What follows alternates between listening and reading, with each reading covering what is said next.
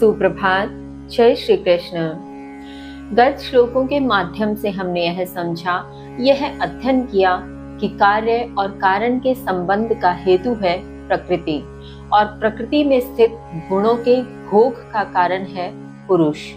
और पुरुष जब प्रकृति में स्थित इन गुणों को भोगता है, जिस माध्यम से भोगता है, वही भोग कारण बनता है विभिन्न योनियों में उसके द्वारा जन्म लिए जाने का।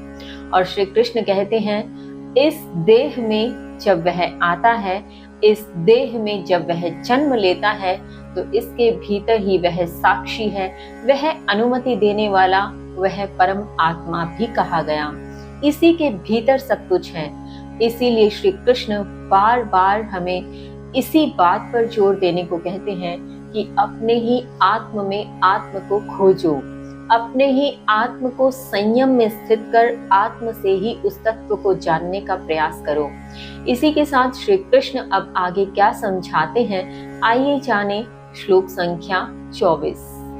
य एवं वेति पुरुषं प्रकृतिं च गुणे सह सर्वथा वर्तमानोऽपि न स भूयो अभिजायते, न स भूयो अभिजायते।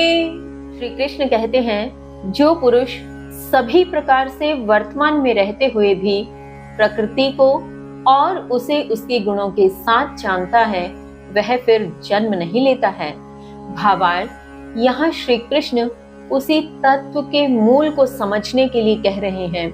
उसी तत्व के मूल को समझते हुए उसके परिणाम स्वरूप कहते हैं कि ऐसा पुरुष जो प्रत्येक प्रकार से वर्तमान में रहते हुए, अर्थात न अतीत के किसी घटना से दुखी हो रहा है, व्यथित हो रहा है, और न भविष्य के लिए किसी प्रकार से चिंतित है, इस प्रकार का पुरुष वर्तमान में रहते हुए प्रकृति को समझ जाता है, प्रकृति तत्व को समझता है, उस प्रकृति को उसके गुणों के साथ समझता है कि किस प्रकार के गुण का भोग किस प्रकार से करना चाहिए, किस माध्यम से किया जाना चाहिए, और किस प्रकार से आत्म पर संयम करते हुए किन गुणों का भोग नहीं करना है, किन्हें संयम में रखना है।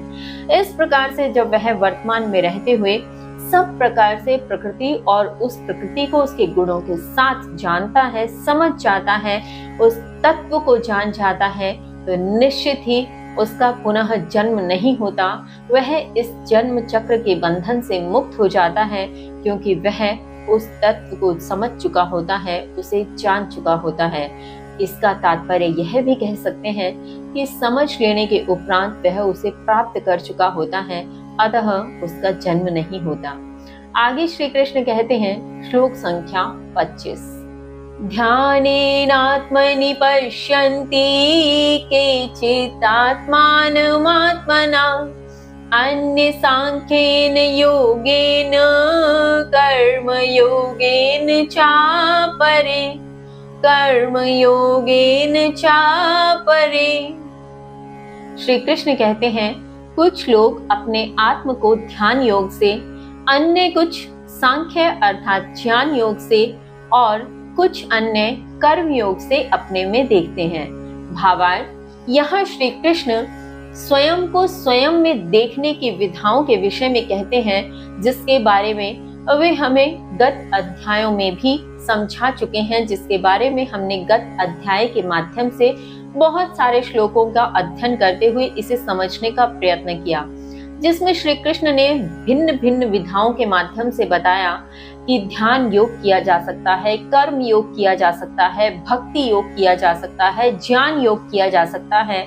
बस शर्त एक ही है कि जिस भी माध्यम को अपनाओ तो पूर्ण समर्पण के साथ अपनाना है। तो उसी विषय में श्री कृष्ण यहाँ कहते हैं कि कुछ ज्ञानी, कुछ ज्ञानी जो स्वयं को स्वयं में अर्थात अपने ही आत्म तत्व को अपने ही भीतर ध्यान योग के माध्यम से देखते हैं, अर्थात कुछ ध्यान के माध्यम से ध्यान विधा को अपनाते हुए उस ईश्वर, उस तत्व का स्वयं के भीतर ही ध्यान करते हैं और उस आत्म तत्व को पहचान जाते हैं, उसे समझ जाते हैं। तो वहीं कुछ ऐसे होते हैं जो सांख्य अर्थात ज्ञान योग का माध्यम अपनाते हैं।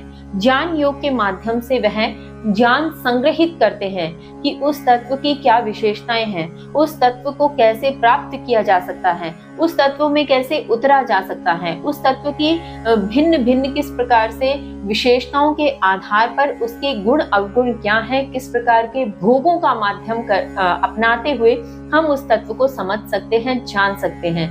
तो इस प्रकार के कुछ लोग जो सांख्य अर्थात ज्ञान योग के माध्यम से उस तत्व को जान समझकर स्वयं में ही देखने का प्रयत्न कर लेते हैं और समझ जाते हैं। तो वहीं कुछ ऐसे भी हैं जो कर्म योग का माध्यम अपनाते हैं, तो जिसमें अपने द्वारा किए जा रहे कर्म को उसी तत्व में अर्पित कर देते हैं, अपने इष्ट में अर्पित कर देते हैं और इस प्रकार समर्पण भाव से अपने द्वारा किए जा रहे कर्म को नित्य प्रति करते रहते हैं।